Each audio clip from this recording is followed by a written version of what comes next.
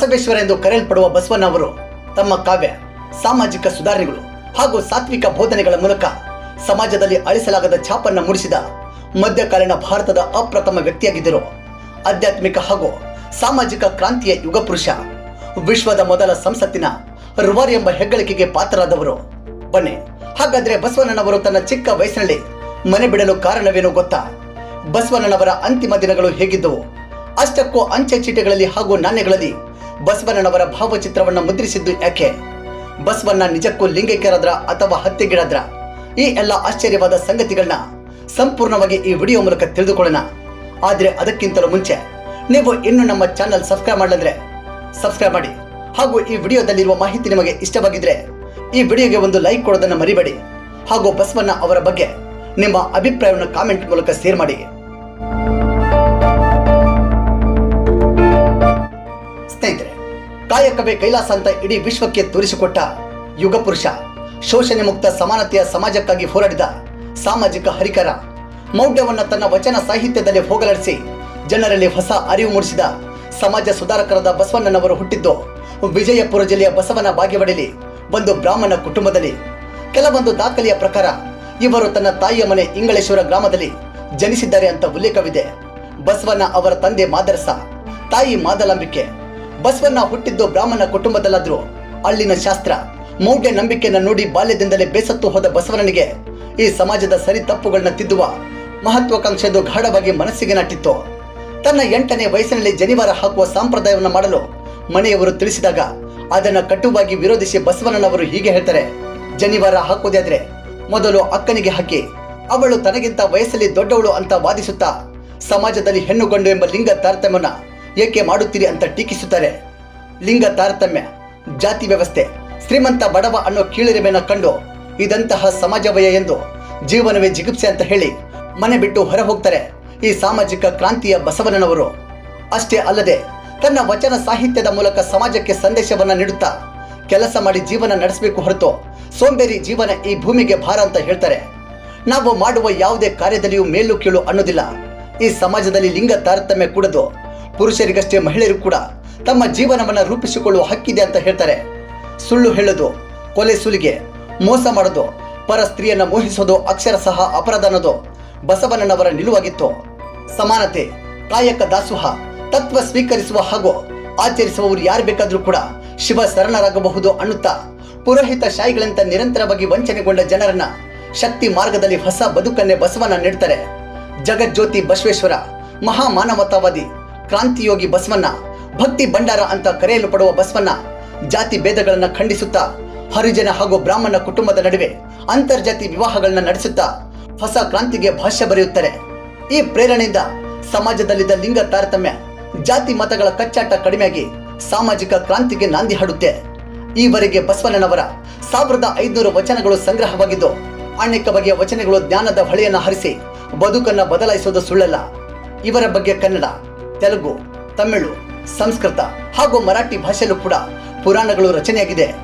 ಬಾಗೇವಾಡಿ ಕಪ್ಪಡಿ ಸಂಗಮದ ಕಲ್ಯಾಣ ಮಂಟಪದಲ್ಲಿ ಇವರ ಸ್ಮಾರಕಗಳಿವೆ. ಇಷ್ಟೆಲ್ಲ ಸಾಮಾಜಿಕ ಕ್ರಾಂತಿಗೆ ಕಾರಣವಾದ ಬಸವಣ್ಣನವರು 12ನೇ ಶತಮಾನದಲ್ಲಿ ಒಂದು ಅನುಭವ ಮಂಟಪವನ್ನು ನಿರ್ಮಿಸಿ ಅಲ್ಲಿ ಎಲ್ಲ ಧರ್ಮದ ಕವಿಗಳು, ಶರಣರು, ತತ್ವಜ್ಞಾನಿಗಳು ಸೇರಿ ತಮ್ಮ ಅನುಭವವನ್ನು ಹಂಚಿಕೊಳ್ಳಲು ಹಾಗೂ ಸಮಸ್ಯೆಗಳನ್ನ ಚರ್ಚಿಸಲೆಂದು ಸಾಮಾಜಿಕ ಧಾರ್ಮಿಕ ಸಂಸತ್ತಿನಂತೆ ವೇದಿಕೆಯನ್ನು ಕಲ್ಪಿಸಿಕೊಟ್ಟಿದ್ರು. ಇದರ ಮೊದಲ ಅಧ್ಯಕ್ಷರು ಬಸವಣ್ಣನವರ ಸಮಕಾಲೀನವರಾದ ಅಲ್ಲಮ್ಮ ಪ್ರಭು. ಈ ಅನುಭವ ಮಂಟಪದ ಪ್ರಭಾವ ಆ ಸಂದರ್ಭದಲ್ಲಿ ಹೇಗಿತ್ತು ಅಂದ್ರೆ, ಒಮ್ಮೆ ಕಾಶ್ಮೀರದ ಮಹಾರಾಜ ಅನುಭವ ಮಂಟಪ ನೋಡಿ ಅಲ್ಲಿನ ಚರ್ಚೆ ಹಾಗೂ ಅನುಭವವನ್ನು ಕಂಡು ಬೆರಗಾಗಿ ತನ್ನ ಬದುಕಿನ ದಿಕ್ಕನ್ನೇ ಬದಲಿಸಿ ಇದೇ ಊರಲ್ಲಿ ಕಟ್ಟಿಗೆ ಮಾರಾಟ ಮಾಡಲು ಪ್ರಾರಂಭಿಸ್ತಾರೆ. ಸಮಾಜದಲ್ಲಿ ಇಷ್ಟೆಲ್ಲ ಬದಲಾವಣೆಗಳ ತಂದ ಬಸವಣ್ಣ ಜನಸಾಮಾನ್ಯರಿಗೆ ಗುರುವಾಗಿ ದೇವರಾಗ್ಬಿಡ್ತಾರೆ. ಅಂದ ಹಾಗೆ ಕಾಯಕವೇ ಕೈಲಾಸ ಅಂತ ಸಮಾಜಕ್ಕೆ ಸಾರಿದ ಬಸವಣ್ಣ 1196ರಲ್ಲಿ ಕೂಡಲ ಸಂಗಮದಲ್ಲಿ ಲಿಂಗೈಕ್ಯರಾಗ್ತಾರೆ. ಆದರೆ ಇಂದಿಗೂ ಇವರ ಸಾವಿನ ಬಗ್ಗೆ ಊಹಾಪೋಹಗಳು ಕೇಳಿ ಬರುತ್ತವೆ. ಅನೇಕ ಸಂಶೋಧನೆಯ ಪ್ರಕಾರ ಬಸವಣ್ಣ ಅವರನ್ನ ಅವರ ವಿರೋಧಿಗಳು ಕೊಲೆ ಮಾಡಿದ್ದಾರೆ ಅಂತ ಚರ್ಚೆ ಕೂಡ ನಡೀತಾ ಇದೆ. ಬಸವಣ್ಣನವರು ಲಿಂಗೈಕ್ಯರಾದ್ರು ಅನ್ನೋದು ಕಟ್ಟುಕತೆ.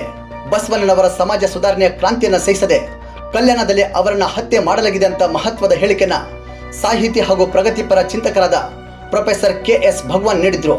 ಇನ್ನು ಅನುಭವ ಮಂಟಪದ ಮೂಲಗಳು ಹೇಳುವ ಪ್ರಕಾರ ಬಸವಣ್ಣನವರ ಸಾವು ಕೊಲೆ ಅಲ್ಲ, ಆತ್ಮಹತ್ಯೆಯೂ ಅಲ್ಲ, ಅವರದ್ದು ಸಹಜವಾದ ಸಾವು.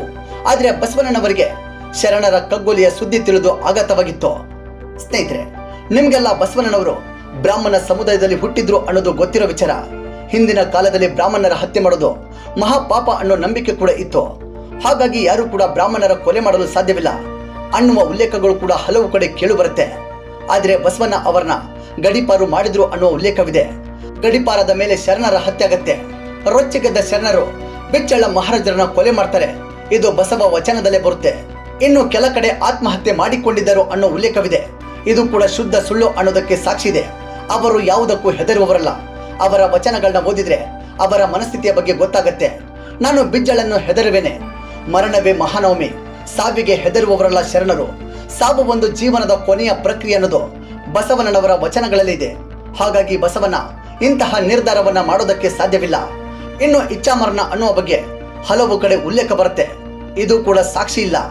ಅದೇನೇ ಅನುಮಾನಗಳಿದ್ರು ಬಸವನ ಕೂಡಲ ಸಂಗಮದಲ್ಲಿ ನಳನಾಮ ಸಂವತ್ಸರದ ಶ್ರವಣ ಶುದ್ಧ ಪಂಚಮಿ ಅಂತ ತನ್ನ 62ನೇ ವಯಸ್ಸಿನಲ್ಲಿ ಲಿಂಗೈಕ್ಯರಾಗ್ತಾರೆ ಅಂತ ಅನೇಕ ವಚನಗಳಿಂದ ಪುರಾಣಗಳಿಂದ ತಿಳಿದು ಬಂದಿದೆ.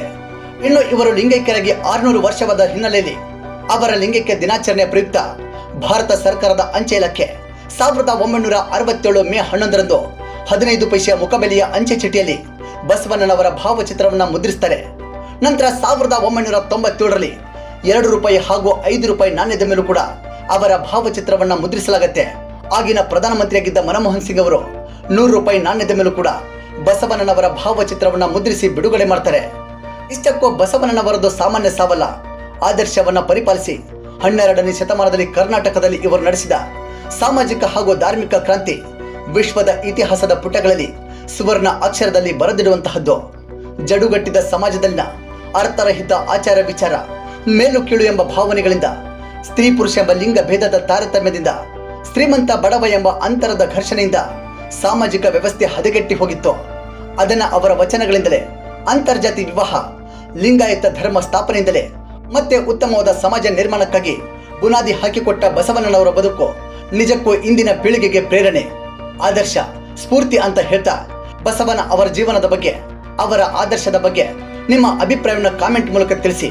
ಹಾಗೂ ಮುಂದಿನ ವಿಡಿಯೋಗಳಿಗಾಗಿ ನಮ್ಮ ಜೀವನ್ ಜ್ಯೋತಿ ಕನ್ನಡ ಚಾನೆಲ್ ಸಬ್ಸ್ಕ್ರೈಬ್ ಮಾಡಿ ಹಾಗೂ ಪಕ್ಕದಲ್ಲಿರುವ ಬೆಲ್ ಐಕಾನ್ ಪ್ರೆಸ್ ಮಾಡಿ. ಧನ್ಯವಾದಗಳು.